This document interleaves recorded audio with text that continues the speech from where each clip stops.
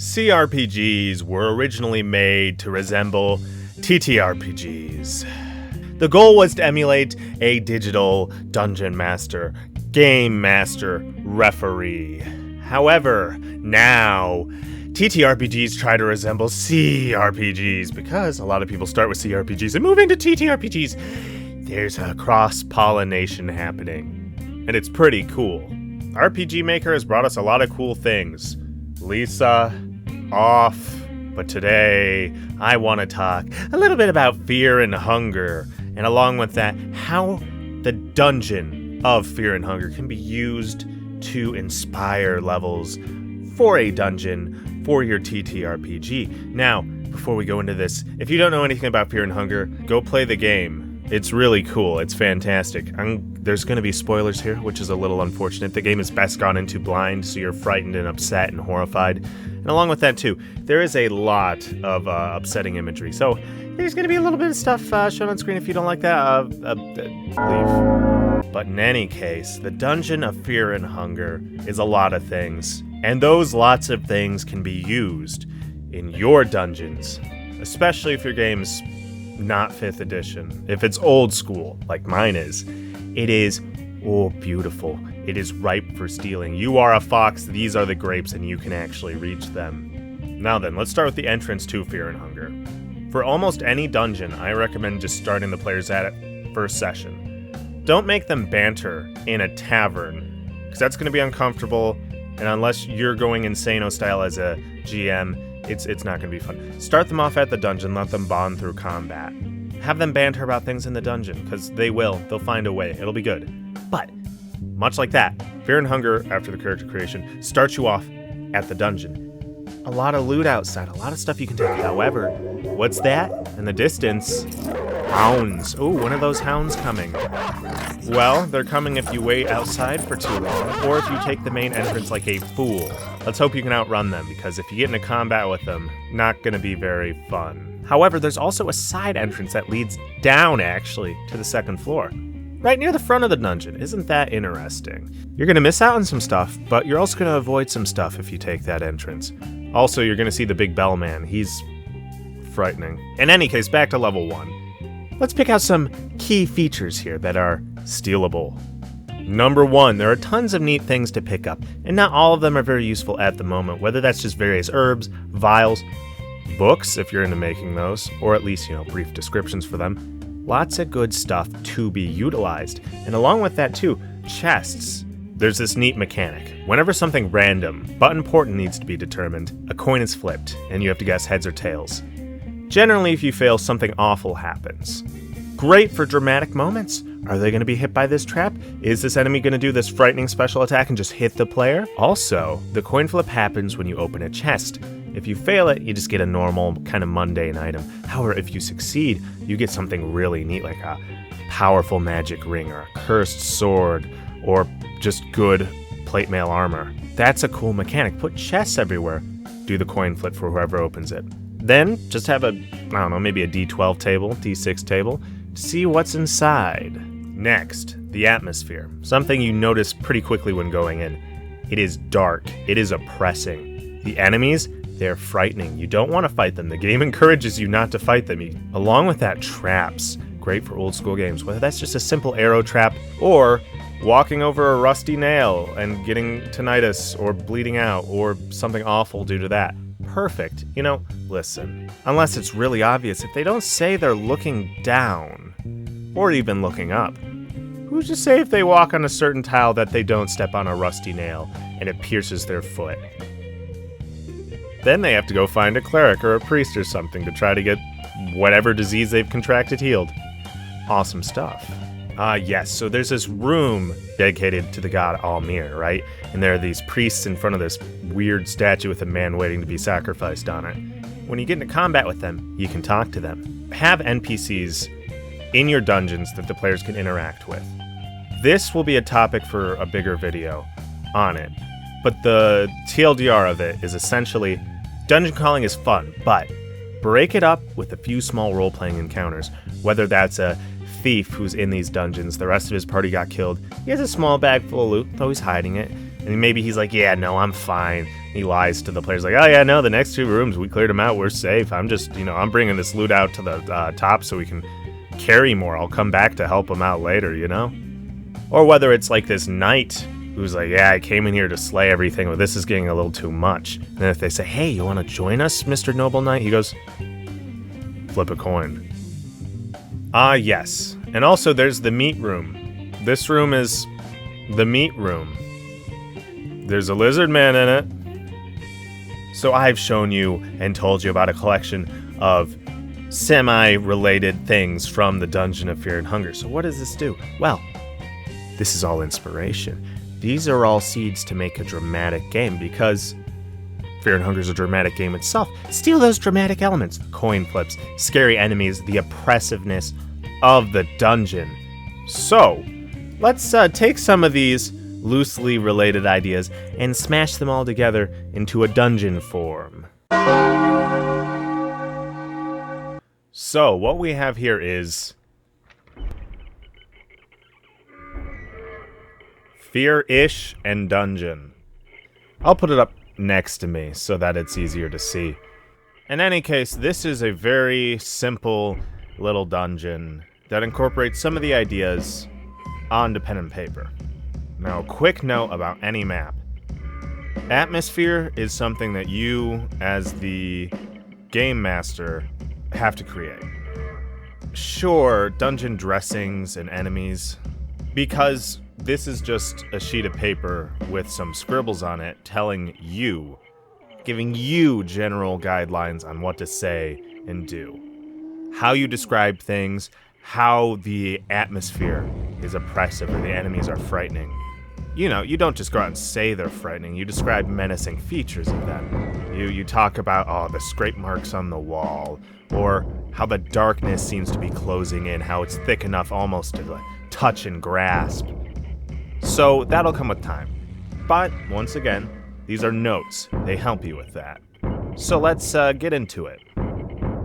First, immediately in the center, our nice little treasure table, The green is if they succeed in the coin flip, and the red is if they fail. They still get something no matter what, but they get a really cool sounding item if they succeed. What are most of these? Alright, let's take a look at the beginning. You can have hounds chase them in. They're generally going to want to leave and come back to most dungeons, so maybe not for this one. Not quite Fear and Hunger, just stealing some elements from it. Off to the left we have the meat room. That's the meat room. We have this nice little loop-de-loop secret passageway. Always good. But right here, there is a glyph on this door. It looks like that, you can draw on a sticky note and hand it to the players. Whoever opens it is going to take a fair bit of damage if they fail a save, or maybe if you're feeling particularly mean, unless they cast Counterspell on the door. But, taking a route to the right, there are stairs leading down to level 2. I say give them the opportunity early. If they want to scour the first level to try to get loot, clear it out, great. If they want a bit of a challenge, yeah, send them down to the second level immediately. Cool with me. Of course, have a second level ready. I do not at the moment because I made this dungeon for this video. In any case, here's a nice little room. This room, I think, fill it with coffins, right? Players are going to want to open those coffins, those sarcophagi, to see what's inside because there could be loot. Well, have some monsters jump out at them if they happen to pick the wrong ones. The Vartija are essentially the guard equivalents of Fear and Hunger. Heavily armored, they all carry little spears or pikes. Nasty little fellas. And, these aren't full stats, these are just some ideas. Perhaps using their spears or pikes or long arms, they can pin people to walls or the ground, make them paralyzed, so to speak. I think it's a neat little idea. In this case, maybe they're paralyzing people into the coffins and then putting the heavy lids back onto them, because, they're extremely strong compared to a normal human. Trapping them in the coffins forever. It's a cool idea. Yes, so going up from here, there's a room with a bunch of bones on the ground with plants growing. And in the next room, there's a lizard man who will come running up to them. Now, lizard men are classic enemies.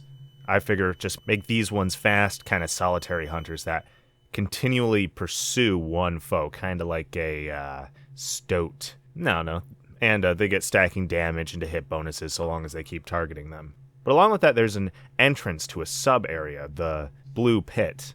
What is this Blue Pit? Yes. There's a lot of plant life growing there. I know that because of, the plant life seeping into these two rooms.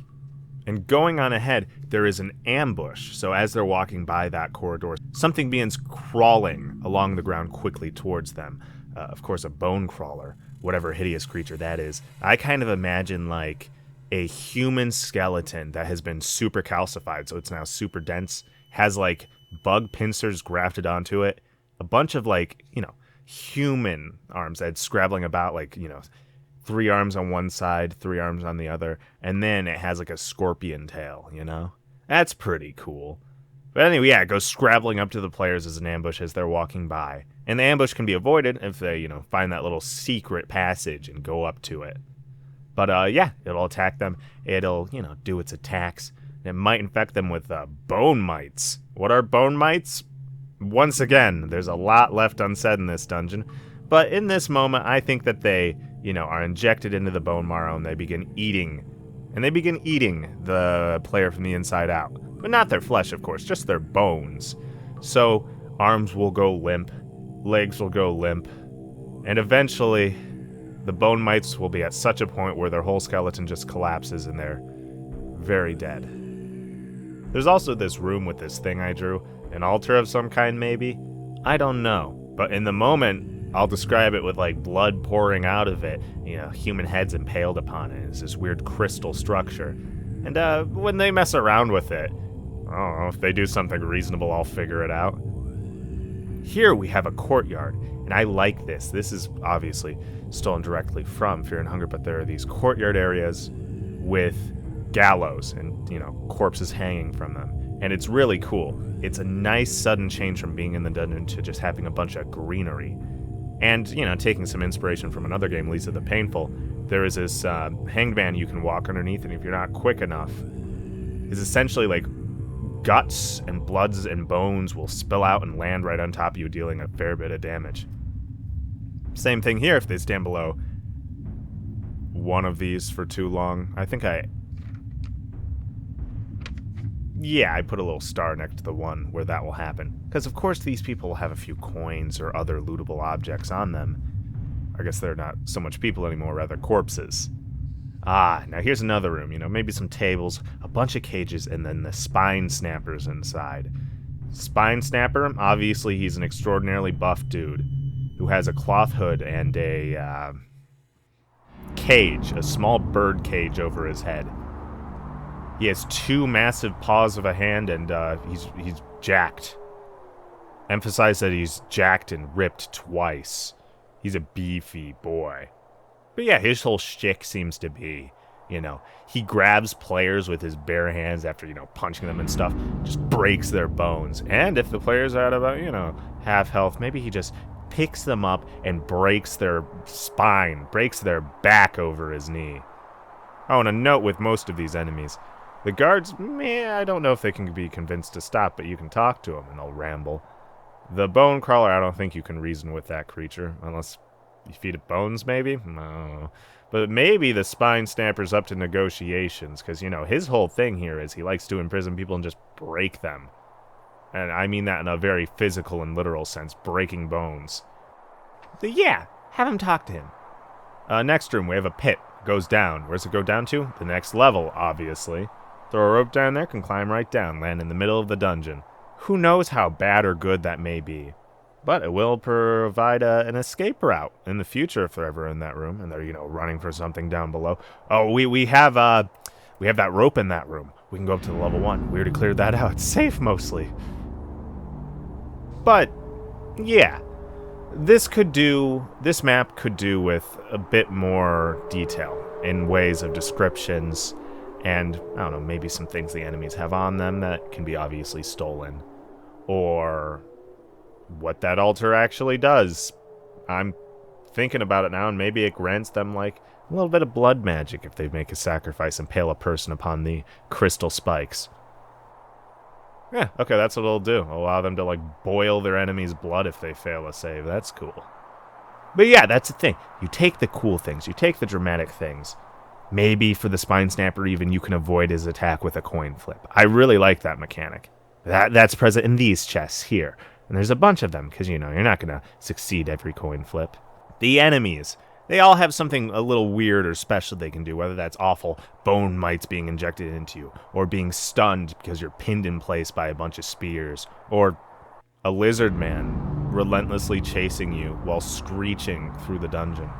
But yeah, no, there's a lot of good things you can steal for, especially old school games, from a game like Fear and Hunger. And the thing is, too, Fear and Hunger is rife. It is perfect for doing this. And there are a bunch of other CRPGs that are great for this, too. So look for inspiration wherever you can find that. Books, CRPGs, movies, whatever. There is so much great stuff you can steal for your maps, for your game. But with that, I've been Sideshow Sam. Thank you all for watching. And, support me through my links below, I guess. I should probably start saying that. Oh, I should also probably ask you to like and subscribe. I'm told that's good. And I don't think I've done that at all, except in my description, so... Alright, with that, though, I will see you all in the next one. Bye-bye.